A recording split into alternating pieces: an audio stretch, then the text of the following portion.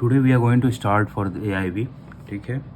और ये पहला कॉन्स्टिट्यूशन से स्टार्ट करेंगे। थोड़ा सा सिलेबस हम लोग देख लेते हैं। Syllabus for all India bar exam, ठीक है, यहाँ पे 18 होगा।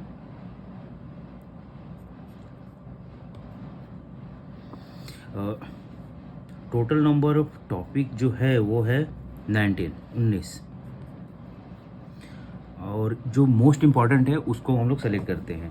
कॉन्स्टिट्यूशनल लॉ, उसमें से 10 क्वेश्चन आएंगे। IPC Indian penal code 8 question आएंगे। CRPC criminal procedure code 10, CPC 10, evidence act 10। ये टोटल अगर काउंट करेंगे हम लोग तो अराउंड 46 हो रहा है, ठीक है। तो 46 क्वेश्चन इधर से। उसके बाद alternative dispute redressal including arbitration act, इसको पढ़ने के लिए या तो पढ़ सकते हो या फिर छोड़ भी सकते हो। That is not an issue, ठीक है। इसमें 4 आता है। मैं तो बोलूँगा कि इसको अभी छोड़ के रखो। ये 5 टॉपिक को पहले क्लियर करना है, ठीक है। उसके बाद से फैमिली लॉ, ये सेकेंड हाईएस्ट है। Number of questions around 8। Public interest litigation 4। उसके बाद एडमिनिस्ट्रेशन लॉ छोड़ दो क्योंकि बड़ा है, नहीं मतलब इसमें टाइम वेस्ट करने की ज़रूरत नहीं है।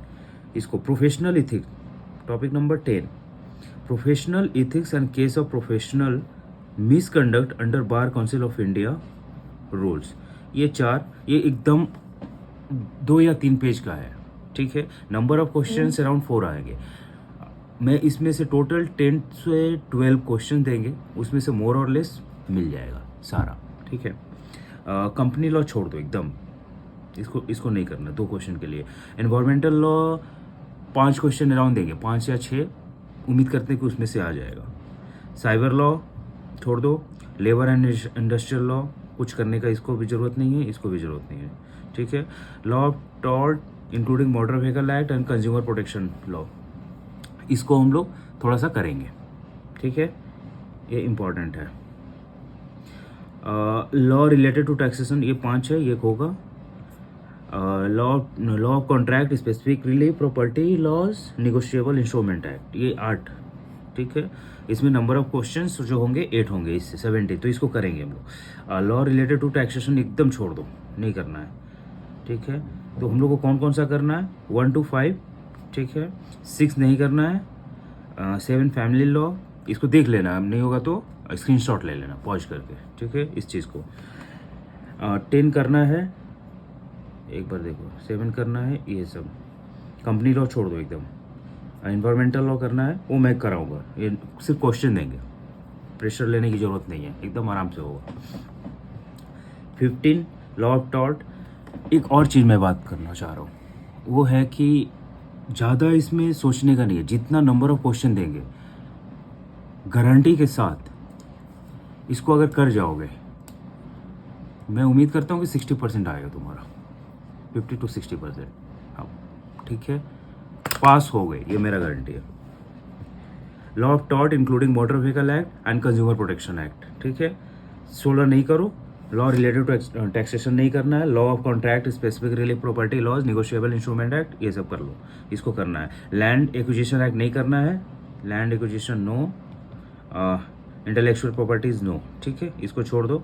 एक बार मैं फिर से ऐसे कर दे रहा हूँ कि स्क्रीनशॉट ले लेना, लेके अगर बुक होगा तो बुक में मार्क कर लो इस टॉपिक को, ठीक है ना।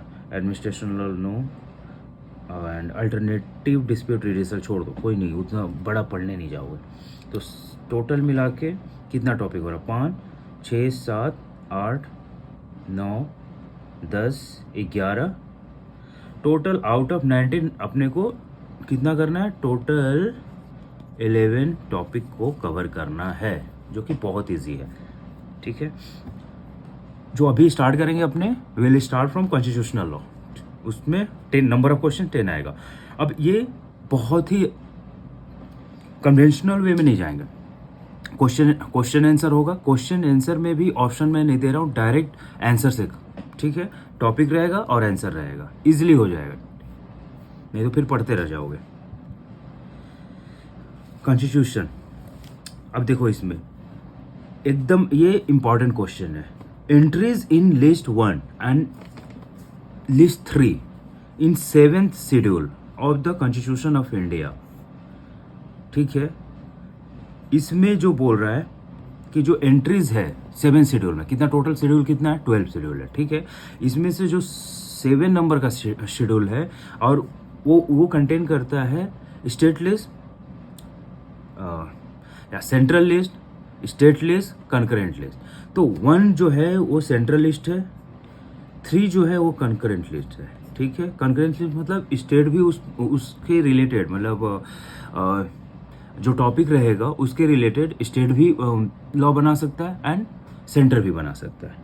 ठीक है, तो पार्लियामेंट हैव, अब इसी के ऊपर में बोल रहा है कि एंट्रीज इन लिस्ट 1 एंड 3 में 7 schedule of the constitution of India, उसमें से ऑप्शन रहेगा कि क्या parliament have the power to make laws on list number 1 and 3। Yes, very much, parliament बना सकता है। ठीक है, the right against deprivation, second question, the right against deprivation of personal liberty. ठीक है, क्या है, इज अ फंडामेंटल राइट, किसके लिए, ये फॉरेन नेशनल जो है, बाहर के आदमी, बाहर देशों के आदमी जो रिसाइडिंग इन इंडिया करता है वो इंजॉय करता है। मतलब फंडामेंटल राइट्स में बाहर के लिए, फॉरेनर के लिए भी जगह है, इसी के लिए वहाँ पे दिया है the right against deprivation of personal liberty. अगर पर्सनल लिबर्टी का हानि हो रहा है तो उसके अगेंस्ट में वो फंडामेंटल राइट है, दिया गया है। ठीक है, फॉरेन सिटीजन के लिए भी।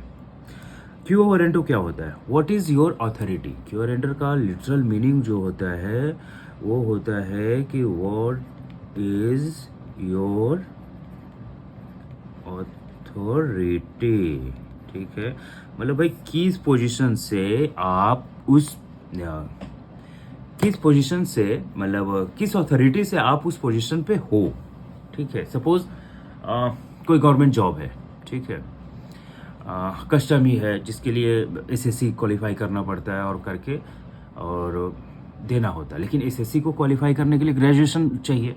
अब ग्रेजुएशन तुम निकाले नहीं हो तो तुम अपना भाई के नाम पे, नाम का सर्टिफिकेट को तुमने यूज़ किया और यूज़ करके वो जॉब को पा लिए, लेकिन that is not your position, मतलब तुम उस पोजीशन के लिए हकदार नहीं हो।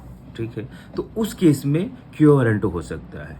तो writ is use to challenge the legality of claim that a person asserts to a public office. ठीक है, पब्लिक ऑफिस को जो लिया है या मिला है उसके लिए। ठीक है, and to remove such a person जो कि इलिजिटिमेट वे में उस पोजीशन को रख लिया, उस पोजीशन को पे बैठा हुआ है, not in a proper way, from a public office if the claim is not well founded. समझ गए, तो ऐसा जगह पे जहाँ पे कि कुछ मैनिपुलेशन करके अगर वो जॉब पाए हो या पोजीशन पे बैठे हो, उससे रिमूव करने के लिए क्यू वारंटो रीट हम लोग कर सकते हैं।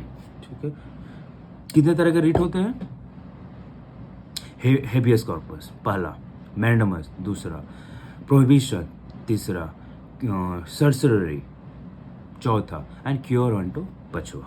ठीक है, अब आ जाओ क्वेश्चन नंबर 4 पे, judgment of the high court of a state क्या होता है। जजमेंट ऑफ हाई कोर्ट अगर हो रहा है तो वो किस पे बाइंडिंग करता है, it is binding on an administrative tribunal of that state. हाँ राइट है, ये administrative tribunal of that particular state, अगर कोई जजमेंट हाई कोर्ट का निकलता है that is very much binding on that tribunal. ठीक है, question number 5, a state passes a legislation, a state passes a legislation making it mandatory, a state passes a legislation making it mandatory for all person riding two wheeler। ये एक situational question है, देखो बहुत ध्यान से सुनना।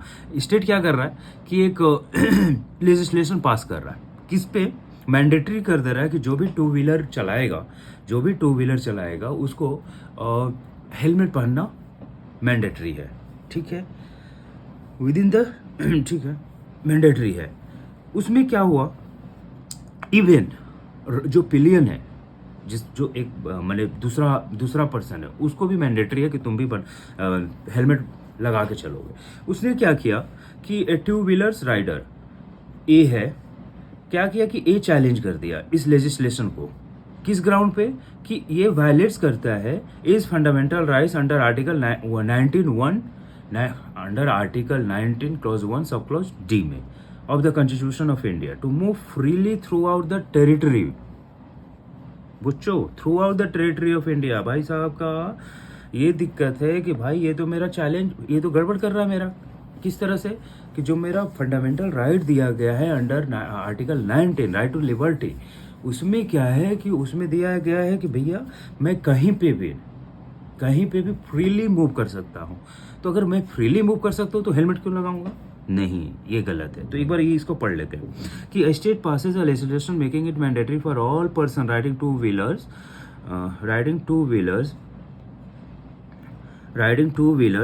With the state to wear helmet.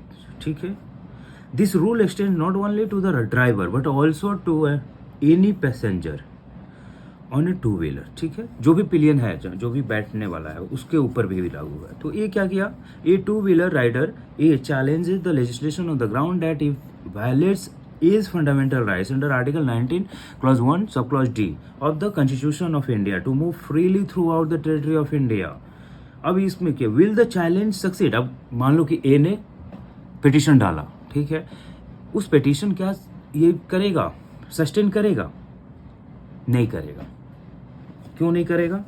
कि देखो यहाँ पे the rule that makes helmet compulsory is a reasonable restriction. ये एक रीजनेबल रिस्ट्रिक्शन है, कारण है इसका ऊपर में on the right under article 19 clause 1 sub clause D and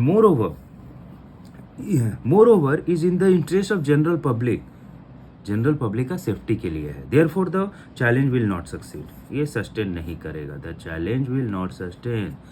the challenge will not sustain. Not sustain, बुझले, काज करबे ना। एनीवे, चलो next. X was denied A job. ये सिचुएशनल बेस से कहीं हो सकता किताब में ना मिले, इसको ध्यान से थोड़ा समझ लेना। X was denied A job in a government department on account of being HIV positive. HIV positive है, इसके वजह से एक्स को नौकरी नहीं दिया गया। Despite possessing the necessary qualification, सब कुछ होने के बाद भी, नेसेसरी जो भी क्वालिफिकेशन लगता है उसके बाद भी, इसमें क्या किया कि एक्स फाइल कर दिया एक petition challenging the denial of the job. ठीक है, जॉब भाई डिनाई कर, मतलब मेरे को नहीं दे रहा। ग्राउंड क्या है कि मैं HIV पॉजिटिव हूँ। ये सिचुएशन है।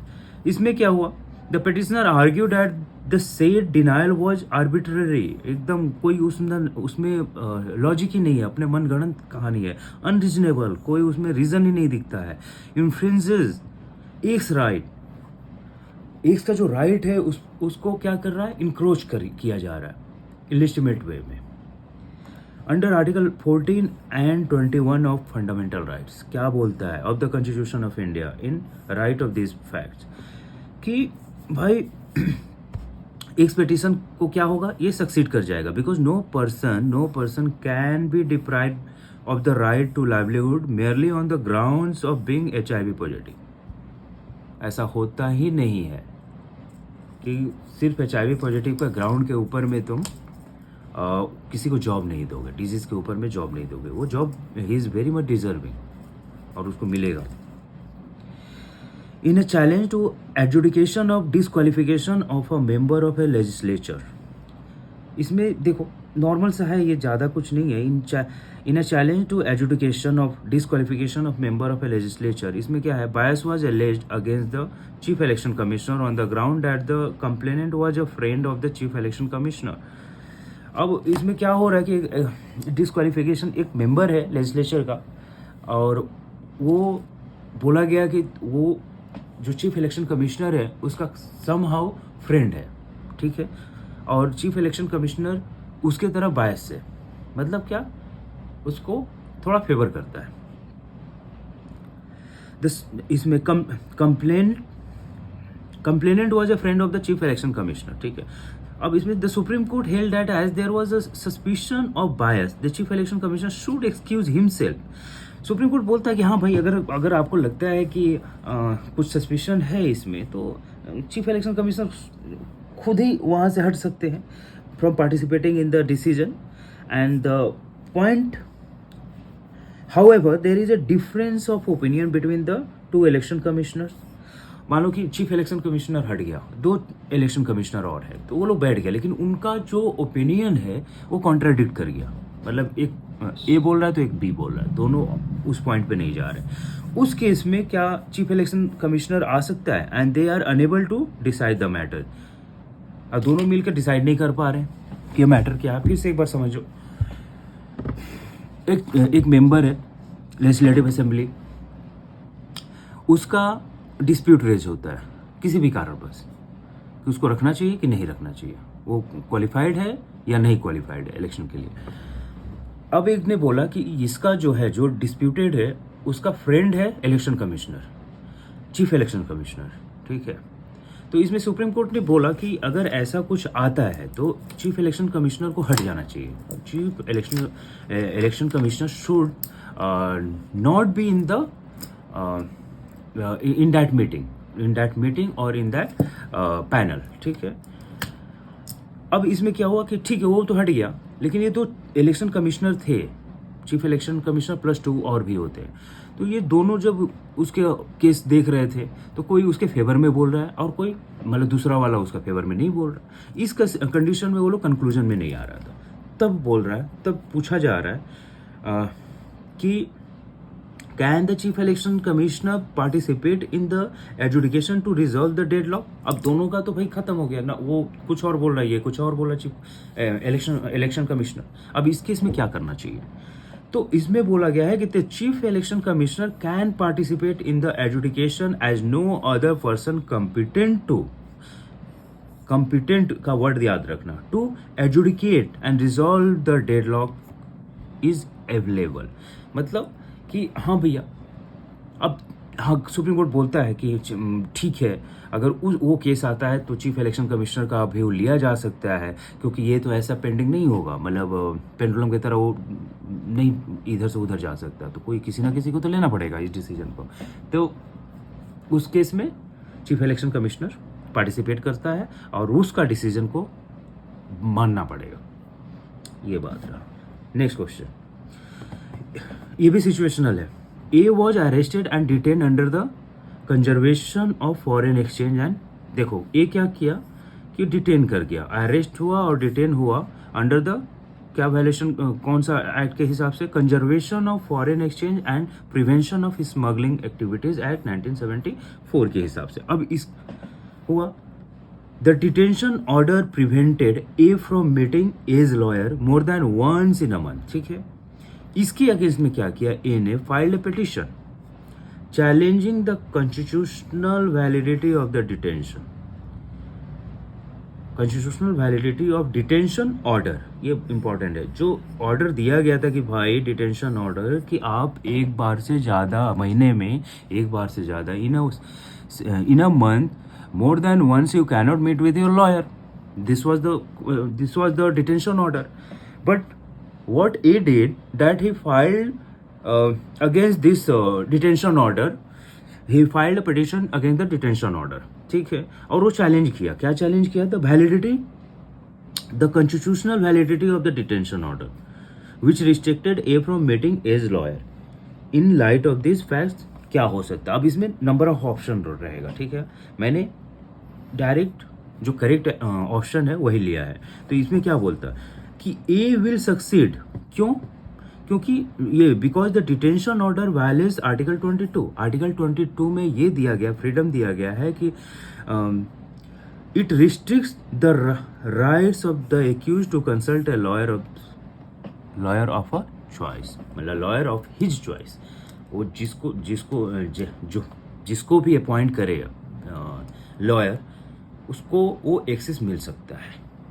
ठीक है, ये कैग के बारे में है. कैग का मतलब 6 years और 65 years age whichever is earlier जो होता है वो रिक्वायरमेंट है. ये अंडर आर्टिकल कौन सा आता है? अंडर आर्टिकल 148 के हिसाब से आता है. ठीक है, कैग को क्या बोलते हैं? Controller and auditor general of India. एकदम आराम से सुन लो. इसमें से ये सारा क्वेश्चन ऐसे कैसे हो सकता है कि मिल जाए तुम्हें। Supremacy of law, equality before law, predominance of legal spirit are the basic principles of doctrine of, कौन सा डॉक्ट्रिन भाई? Doctrine of rule of law. कौन सा है भाई? इसमें है doctrine of rule of law में 3 चीजें आता है। कौन कौन सा? थोड़ा सा ये कर लेते हैं। कौन कौन सा? सुप्रीमेसी ऑफ लॉ, दूसरा क्या है? Equality before law, and third number is predominance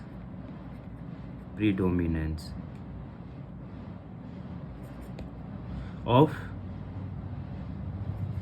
legal spirit are the basic principle of किसका? रूल ऑफ लॉ का। ठीक है, रूल ऑफ लॉ का फिर से एक बार देख लो। रूल ऑफ लॉ है, रूल ऑफ लॉ का बेसिक प्रिंसिपल कौन कौन सा है? 3 है। Supremacy of law, equality before law, predominance of legal spirit. Supremacy of law, equality before law, predominance of legal spirit. ठीक है, ये तीनों को ऐसे याद रखना। ये ब्रेक करके भी दे सकता है कि रूल ऑफ लॉ का कौन सा बेसिक प्रिंसिपल्स है। ठीक है, next, rule of law is antithesis of arbitrariness in all civilized society. ठीक है, it has come to be regarded as mark of free society.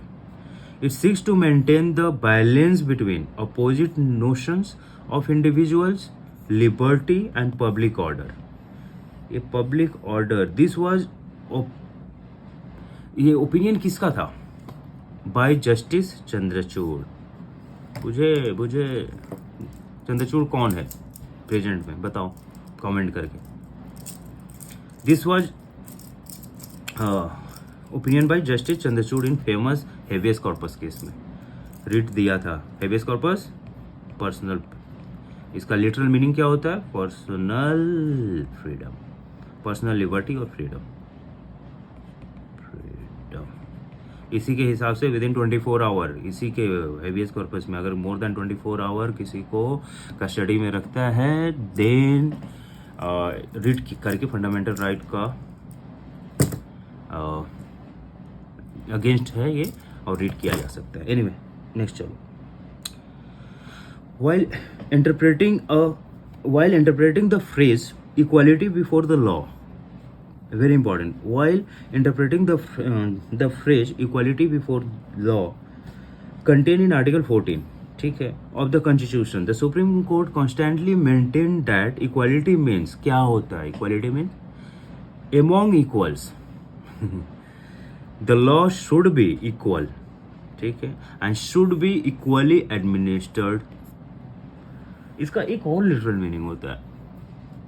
Equality means, equality का मतलब क्या होता है यहाँ पे कि comparable should be compare, comparable should be compare. इसका मतलब समझ पा रहे हो कि गरीब के बीच में ही गरीब देखो। अब अंबानी के साथ तुम नहीं कंपेयर कर सकते समझे? तो टैक्स उसी हिसाब से लगाया गया है। अगर देखोगे इनकम टैक्स का तो 30% का आसपास में पे करते हैं सब, whereas you do not pay that much. तो इसीलिए बोला among equals the law should be equal and should be equally administered. समझ पा रहे होगे मेरे ख्याल से, नहीं तो बता देना कमेंट में, फिर से एक बार रिपीट करेंगे। लेकिन इंपॉर्टेंट क्वेश्चन है, एकदम सेम टू सेम। देखो अभी इसमें क्या बोल रहा है? The father of Mrs Meera Kumar has been the deputy prime minister of India. हाँ, हुआ करते हैं। The concept of judicial review in India is based on rule of law. Rule of law के ऊपर में ही जुडिशियल रिव्यू है। ठीक है, ये कंसेप्ट जो निकला है वो रूल ऑफ लॉ से निकला है, जुडिशियल रिव्यू का। Protection of environment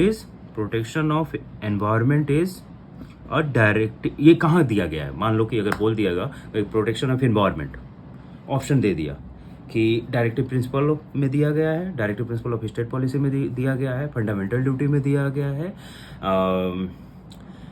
fundamental duty, directive principle of state policy, fundamental rights और शेड्यूल में दिया गया, कौन सा में, तो उसमें ऑप्शन करके मान लो कि 1 होगा, 2 होगा, नीदर होगा, बोथ होगा, तो बोथ में मार देना, ठीक है।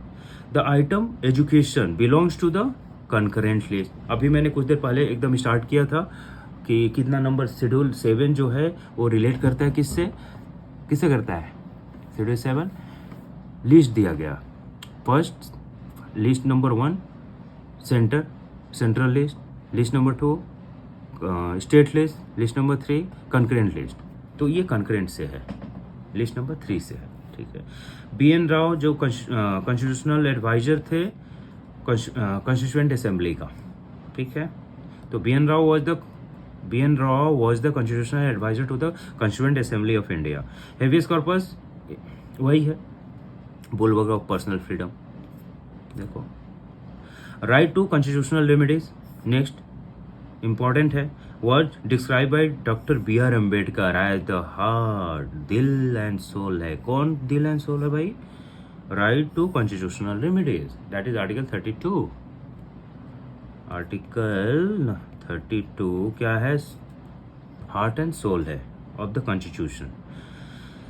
The number of fundamental right available in constitution of India are 6, कितना है, 6 है, कौन कौन सा है, इक्वालिटी है, right to equality, right to freedom, right against exploitation, right to freedom of religion, cultural and educational right, पढ़ लेना, डायरेक्ट क्वेश्चन आएगा।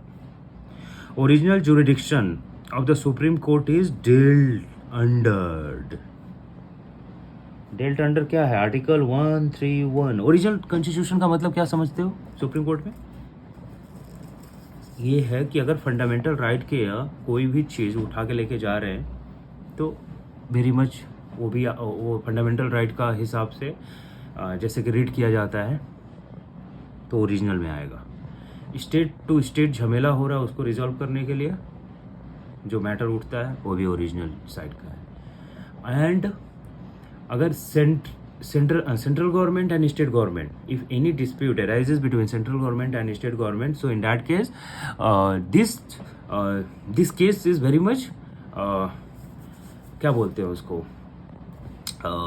मैटर ऑफ ओरिजिनल जुरिडिक्शन, ठीक है, सुप्रीम कोर्ट एंटरटेन कर लेगा। तो original jurisdiction of the supreme court is dealt under article 131 में, बुझ ले। Next question. It was held by the Supreme Court of India that preamble was not a part of the Constitution in the case of in case Beruberi versus Union of India, and this has been overruled हो गया भाई, किसमें, Kesavananda Bharati versus state of Kerala. पहला क्या बोला supreme court ने, किस case में, बेरूबेरी में, कि जो प्रियम्बल है is not part of constitution, ठीक है, कॉन्स्टिट्यूशन का पार्ट ही नहीं। फिर बाद में फिर वो लोग लार्जर बेंच में बैठा, Kesavananda Bharati versus state of Kerala, तो उसमें बोला कि नहीं, very much it is part of constitution, ठीक है। तो केशवानंदा में एक्सेप्ट किया कि हाँ ये पार्ट है, क्या, प्रियम्बल किसका पार्ट है, प्रियम्बल बाबू कॉन्स्टिट्यूशन का, किसके हिसाब से, Kesavananda Bharati versus union of state of Kerala के हिसाब से, और Berubari versus union of India में नहीं था, बुझे। चलो नेक्स्ट, ये कर लेना, एकदम इम्पोर्टेंट है, दोनों आना ही आना है। The supreme court in Selvi and others versus state of Karnataka, बहुत इंपॉर्टेंट है ये, very very important, double star कर दे रहे हैं। The supreme court in Selvi and others versus state of Karnataka held that compulsory brain mapping and polygraph test and narco analysis were in violation of article 20 and 21। इसके बाद ही कि भाई ये गलत कर रहे हो तुम लोग, नहीं होना चाहिए, फंडामेंटल राइट को अगेंस्ट में है। कौन सा नार्को टेस्ट, और कौन सा केस में बोला गया था, Selvi and others versus state of Karnataka, याद रखना, ये बोला, बहुत इंपॉर्टेंट है this one, Selvi and other versus state of Karnataka. Laws declared by the Supreme Court, laws declared by the Supreme Court shall be binding on all courts. उसीलिए हम लोग judgement side करते हैं कहाँ पे, हाई कोर्ट में या लोअर कोर्ट में. अगर सुप्रीम कोर्ट कोई चीज़ बोलता है और किस आर्टिकल के हिसाब से, आर्टिकल 141 के हिसाब से कि बाइंडिंग इन नेचर. बुझले बाबा, ठीक है. This is binding in nature. Any judgment given by supreme court, it is very much binding on high court as well as lower court of the country. Across the country, every courts will follow. Justice Ramanand committee, ये committee का नाम लिखो, याद रखो. Justice Ramanand committee ये relate करता है creamy layer में. अब क्रीमी लेयर क्या है थोड़ा सा समझ लो.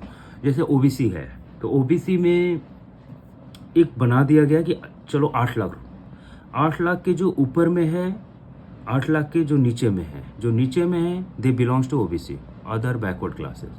एंड जो 8 लाख का ऊपर में है और कुछ प्रॉपर्टी रिलेटेड भी है, वो सारे आते हैं क्रीमी लेयर में, नॉट लॉयर, क्रीमी लेयर में. ठीक है, यही क्रीमी लेयर का मतलब होता है.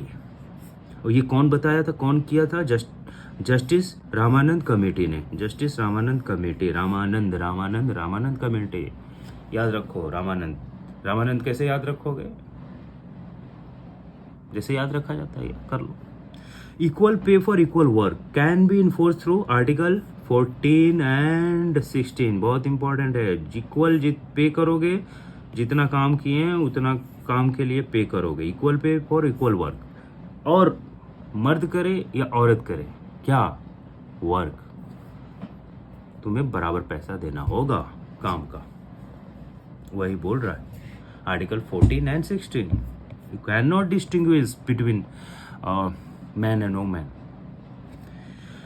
Next question. The executive power of every state shall be so exercised as to ensure compliance with the laws made by parliament and any existing laws mentioned under article 246. बुझ लेना. The executive power of every state shall be so exercised to ensure compliance with the laws made by parliament and any existing laws mentioned under article 256. जो भी executive power of every state है ये must compliance करता है parliament का. बुझ ले, parliament जो बनाता है लॉ, वो लॉ कंप्लायंस करना चाहिए स्टेट वाला का. वो किससे करेगा? ये आर्टिकल दिया है, आर्टिकल 256 से करेगा. The second principle of rule of law of AV Dicey relates to equality before law. बुझ ले, द सेकेंड प्रिंसिपल जो है, the second principle of rule of law जो एविडेंसी ने दिया था, relates to equality before law. ये याद रख लेना, इक्वालिटी बिफोर लॉ वो रिलेट करता है. सेकेंड प्रिंसिपल जो एविडेंसेस ने दिए थे, इक्वालिटी बिफोर लॉ.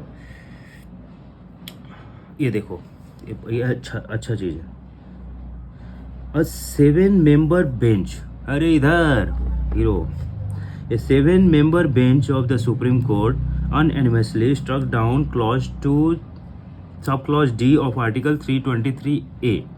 ठीक है, and clause 3 subclause D of article 323B of the constitution relating to tribunal which exclude the jurisdiction of high court and supreme court. The court held that the power of judicial review over legislative action is vested in the high court under article 226 and in the supreme court under article 32. This is an integral part of the basic structure of the constitution.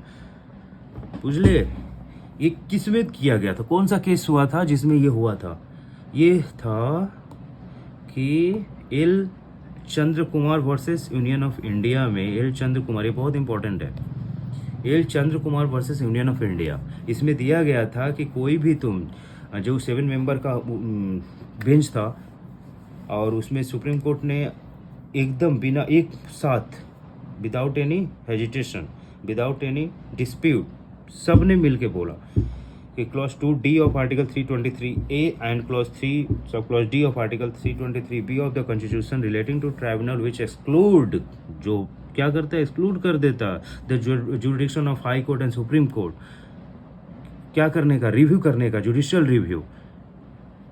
वो सही नहीं है। Judicial review क्या है कि वो basic structure का part है, नहीं कर सकते। तो supreme court and high court के पास पावर है, हाई कोर्ट के पास पावर है अंडर आर्टिकल 226 में कि कोई भी वो जो स्टेट बना रहा है लॉ वो रिव्यू कर सकता है कि whether it is not, whether it is according to the compliance of fundamental right और नॉट। बेसिक प्रिंसिपल तो खत्म है, बेसिक स्ट्रक्चर तो दिक्कत में नहीं आ रहा है, ठीक है। उसी तरह सुप्रीम कोर्ट डायरेक्ट कॉग्निजेंस लेता है जुडिशियल रिव्यू के थ्रू, ठीक, कि ये पार्टिकुलर जो लॉ बनाया गया है पार्लियामेंट, वो मान्य है कि नहीं, मतलब मान्य in the sense according to the basic structure है कि नहीं है, फंडामेंटल राइट के अगेंस्ट में तो नहीं है, ठीक है। If quasi judicial authority violates the principle of natural justice the appropriate writ would be, हाँ, कोसाई जुडिशियल मतलब क्या कि मान लो कि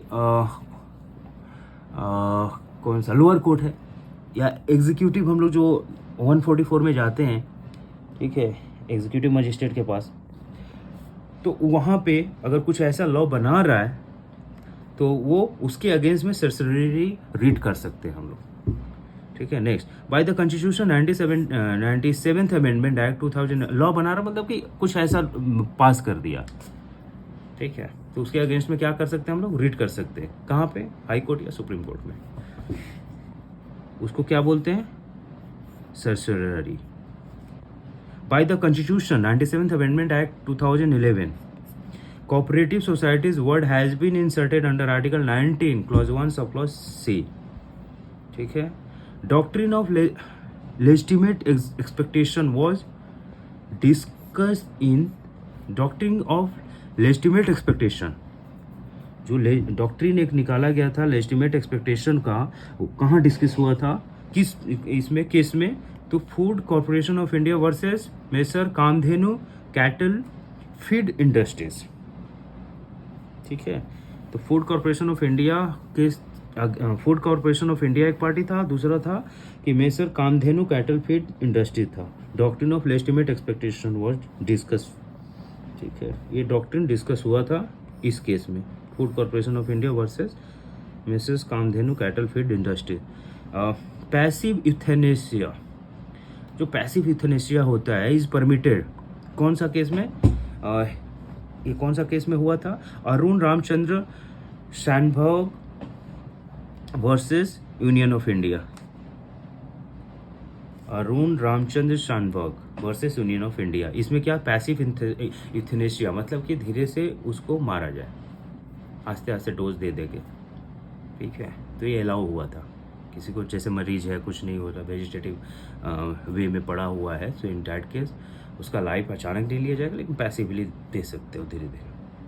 Arun Ramachandran Shanbaug versus union of India, इसमें बताया था। ओके, उम्मीद करते हैं ये अच्छा लगेगा आप लोगों को। और नेक्स्ट वीडियो इसका और 2 आएगा, जिसमें कॉन्स्टिट्यूशन में ट्राई करूंगा कि खत्म हो जाए, क्वेश्चन आंसर से ही करेंगे, और AI भी आप लोग फॉलो करोगे, इजीली निकलेगा। मैं जिस दिन एग्जाम दे के आओगे उस दिन बोलोगे कि क्या करे, ठीक है ना। चलो, टेक केयर, थैंक यू।